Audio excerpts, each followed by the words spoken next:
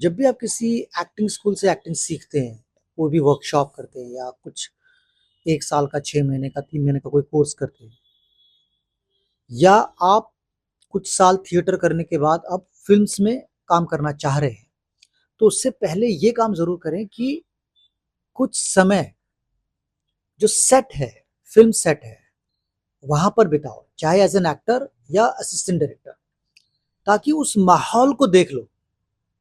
वरना मैं आपको बताता हूँ, मेरा एक एक्सपीरियंस हमेशा रहा है। मैं एक एक्टिंग स्कूल में पढ़ाता था मुंबई में।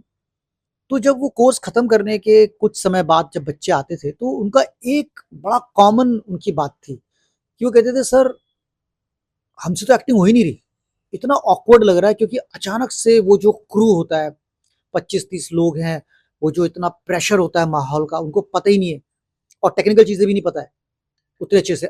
चाहे पता भी हो तो अप्लाई नहीं किया है, क्योंकि एक तो होता है थियोरेटिकली पता होना और एक होता है प्रैक्टिकल अप्लाई करना। तो वो कैमरा लग गया, वो डायरेक्टर, असिस्टेंट डायरेक्टर, इतना शोर और उसके बीच में आपको एक्टिंग करना। पता आपको है कि मुझे क्या करना है, आप एक्टर हैं, लेकिन उसके साथ आप सिंक नहीं। तो उससे पहले ना आप कुछ काम कर लो, कुछ शॉर्ट फ़िल्म्स कर लो छोटी-छोटी, है ना? कुछ ने कई बार ऐसा होता है ना कि कुछ डायरेक्शन का कोर्स करते हैं जो डायरेक्टर, तो एक शो रील बनाते हैं, उनके साथ काम कर लो। आजकल वर्टिकल इतना बन रहा है, वो कर लो। कुछ भी करो, लेकिन अपने आप को फ़ैमिलियर कर लो उसके साथ। वरना अचानक जाओगे ना तो फिर वो एक्टिंग खराब होगी, उसका आपके करियर पर भी फ़र्क पड़ सकता है। अभी जैसे मैं आपको बताऊँ एग्ज़ाम्पल के लिए, इरफ़ान का एक इंटरव्यू मैं देख रहा था, जहाँ उन्होंने कहा कि थिएटर करने के बाद कैमरा के आगे कंफर्टेबल होने के लिए उनको 2 साल लग गए। कई उनके सीरियल्स आए, फ़िल्म्स भी आई, जो लगातार लंबे चले और वहाँ वो उन्होंने देखा कि शुरू में मैं कंफर्टेबल नहीं था, फिर एक टाइम आया कि अब वो सिंक हो गए कैमरा के साथ। आपको पता चलता है और ये बहुत ही पर्सनल होता है।